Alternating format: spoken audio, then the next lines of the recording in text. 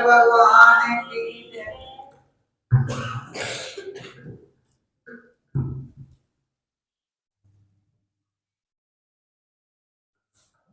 राजा बोले, क्या दूतों ने कहा? सूअर को मारते समय महाराज के हाथ से छूटा हुआ तीर आपके प्रदेश की भूमि पर एक गाय को लग गया और गाय की हत्या हो गई। रघुवंशी के प्रदेश में गो हत्या, इतना सुनते ही दशरथ जी के हाथ से पूजा की थाली गिर पड़ी। बहुत खराब हुआ। दूतों ने कहा, महाराज, हमारे महाराज इसलिए रो रहे हैं, आप पधारे, आप सत्पुरुष हैं, आप गाय को जीवित करो, हमारे महाराज जी को गो हत्या से मुक्ति दो। दशरथ जी बोले, हे दूतों, मैं जरूर आता, पर मेरा नियम है कि अयोध्या में जब मैं हूं तब प्रभु की पूजा करने इस समय जाता हूं। मेरा क्रम कभी नहीं टूटता है, मुझसे गुरु पूजा का क्रम नहीं तोड़ा जाता। दशरथ जी विचार में पड़ गए, अब क्या करें। अचानक उन्होंने हरिजन को रास्ता साफ करते देखा। दशरथ जी ने आवाज लगाई, अरे भाई। वह दौड़ता हुआ आया, बोला, जी अन्नदाता। दशरथ जी ने कहा, भाई, बाजार रास्ता साफ करना बंद कर दो। जनक जी के हाथों गाय की हत्या हो गई है। ये दूत मुझे बुलाने आए हैं, मैं पूजा की वजह से नहीं जा सकता। सरजू का पानी भरता जा, गाय पर पानी के छींटे डाल दो, संजीवन करके वापस आ जाओ। जनक के दूत आश्चर्य में पड़ गए कि अयोध्या का झाड़ू वाला गाय को से जीवन करेगा।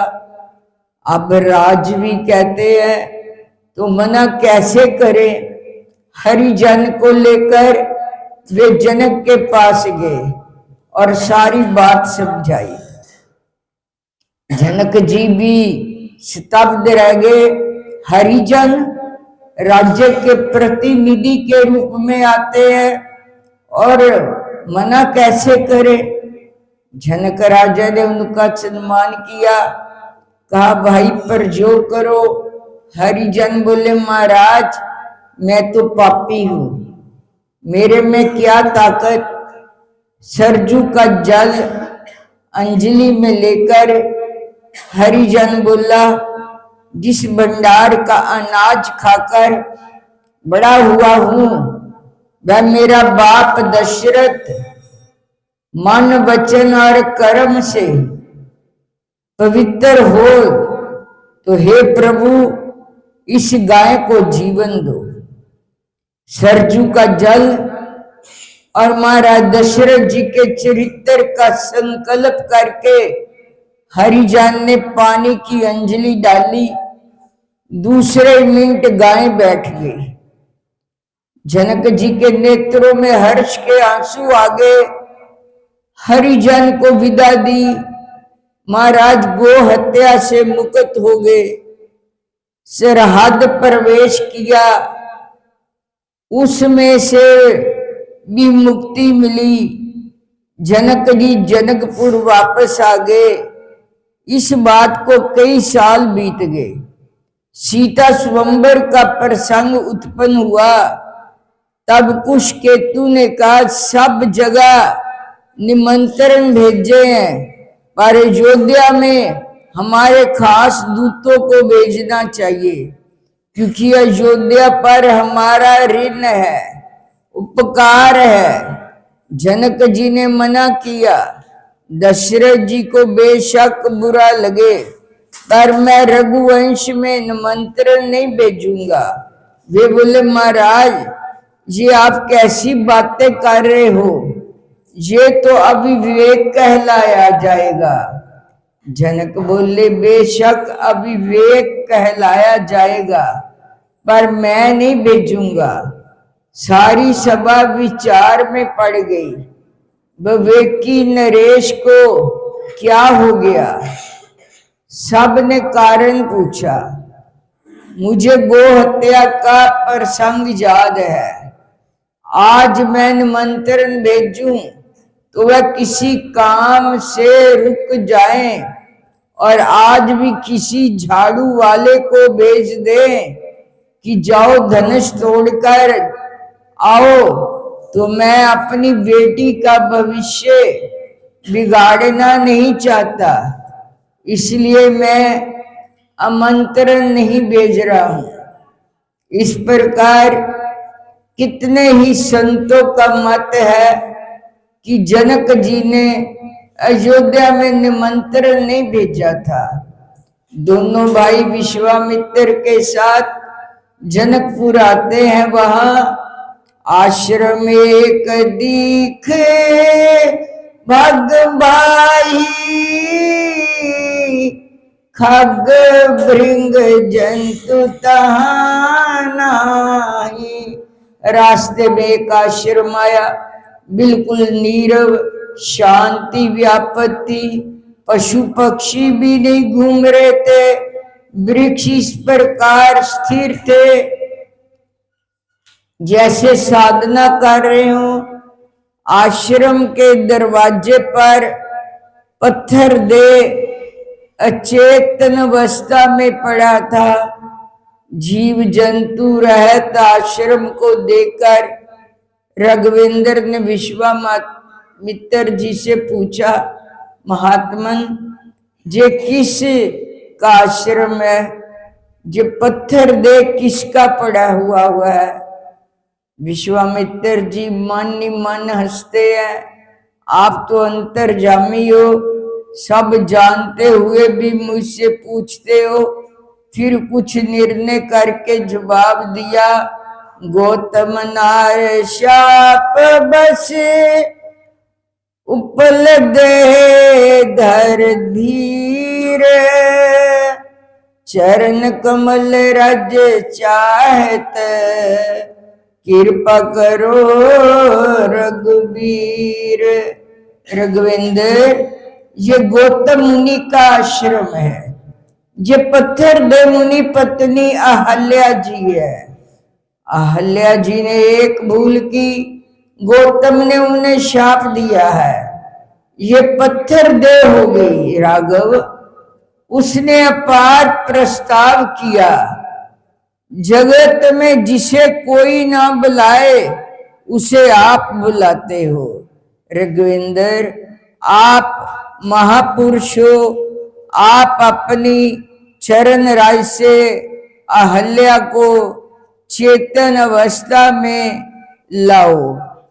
इंद्र अहल्या पर आसक्त हो गया। इंद्र गौतम का रूप लेकर आया। अहल्या फंस गई। गौतम मुनि ने शाप दिया, तू पत्थर हो जा। इंद्र, तेरे शरीर में हजारों भाग छिद्र पड़ेंगे। तब से अहल्या वैसी ही पड़ी है। दोनों ने बेनती करके पूछा, शाप का निवारण कैसे होगा? उन्होंने कहा, जब राम अवतार लेंगे तब तुम्हारी मुक्ति होगी। धीरज रखकर अहल्या बैठी थी। राम के लिए इस प्रसंग पर समस्या उत्पन्न हो गई। ऋषि पत्नी को अपने चरण स्पर्श कैसे करे? मर्यादा का सवाल आया। किसी भी स्त्री या पुरुष को अपने चरण से स्पर्श करे तो अविवेक गिना जाता है। उसमें भी रघुवंशी राम हो, सामने ऋषि पत्नी अहल्या। कुछ संतों का कहना है राम ने पांव नहीं लगाया था, उन्होंने पैर ऊंचा किया, पवन की लहर आई, दो चार चरण रज अहल्या पर पड़े, अतः उनमें से चेतना आ गई। पर तुलसी जी कहते हैं नहीं, पांव लगाया था। राम ने चरण से अहल्या को स्पर्श किया था। बोलो श्री गुरु महाराज की जय। बोलो श्री स्वामी जी महाराज की जय। कार्तिक महात्म। उस समय शिव जी के गान प्रबल थे। उन्होंने जलंधर, शुभ निशुभ, महासुर, कालनेमी आदि को पराजित कर दिया। जे देख के सागर पुत्र जलंधर एक रथ पर, जिस पर लंबी पताका लगी हुई थी, चढ़कर युद्ध भूमि में संग्राम करने लगा। इधर जय और शील नामक शंकर के गण भी संग्राम में तत्पर होकर गर्जने लगे। इस प्रकार दोनों सेनाओं के हाथी, घोड़े, शंख, बेरी तथा दोनों और के सिंहनाद से धरती त्रस्त हो गई। पश्चात जलंधर ने कोहरे के समान बाणों को चला धरती से लेकर आकाश तक व्याप्त कर दिया। नंदी को 5, गणेश को 5 तथा वीरभद्र को एक साथ ही 20 बाण मारकर उनके शरीर को छेद दिया। मेघ के समान गर्जना करने लगा। ये देखकर रुद्रपुत्र कार्तिक जी ने भी दैत्य जलंधर को अपनी शक्ति उठा के मारी, घोर गर्जन किया, जिसके घात से वह धरती पर गिर पड़ा। परंतु वह इतना बली था कि जल्दी से उठकर खड़ा हो गया। क्रोध विष्ट होकर कार्तिक जी पर अपनी गदा का प्रहार कर दिया। ब्रह्मा जी के वरदान की सफलता के लिए शंकर पुत्र कार्तिक जी पृथ्वी पर सो गए। गणेश जी और नंदी भी गदा प्रहार से व्याकुल होकर धरती पर गिर पड़े। वीरभद्र पर परीक का प्रहार किया, जिससे वीरभद्र का सिर फट गया, रक्त बहने लगा। व्याकुल होकर धराशायी हो गए। उनके धरती पर गिरा देख शंकर के गण चिल्लाते हुए युद्ध भूमि छोड़कर बड़े वेग से भाग निकले। अब रुद्र रूप महाप्रभु शंकर अपने वीर गणों के साथ नंदी पर चढ़कर हंसते हुए युद्ध भूमि में आए। उनको आया देख उनके पराजित गण फिर लौट आए। सिंहनाद करते हुए अयुद्धों से दैत्यों पर प्रहार करने लगे। भीषण रूपधारी रुद्र को देखकर दैत्य भागने लगे। तब युद्ध में अपने दैत्यों को पराजित होते देखकर जलंधर हजारों बाण छोड़ता हुआ भगवान शंकर की ओर दौड़ा। उसके शुभ निशुभ आदि वीर भी क्रोध से अपने होठों को काटते हुए शंकर जी की ओर दौड़े। इतने में शंकर जी ने जलंधर के सब बाण जालों को काट अपने गणों को निर्भय कर अपने अन्य बाणों की आंधी से दैत्यों को पीड़ित कर दिया। खड़ गोरमा नामक दैत्य को अपने फरसे से मार डाला। बलाहक का भी सिर काट दिया। घसमरई भी मारा गया। शिवगण चिशी ने प्रचंड नामक दैत्य का सिर काट डाला। किसी को शिवजी के बैल ने मारा और कई उनके बाणों द्वारा मारे गए। ये देखकर जलंधर अपने शुभ निशुभ आदि दैत्यों को भी धिक्कारने लगा। भयभीतों को धैर्य देने लगा, पर किसी प्रकार वह मस्त दैत्य दोबारा युद्ध भूमि में जाने को तैयार न हुए। दैत्य सेना ने पलायन शुरू कर दिया। तब महाक्रुद्ध जलंधर शिवजी को अपनी ओर ललकारने लगा। साथ ही उसके 70 बाण मार शिवजी के दग्ध कर दिया तथा और भी बहुत से बाणों का प्रहार किया।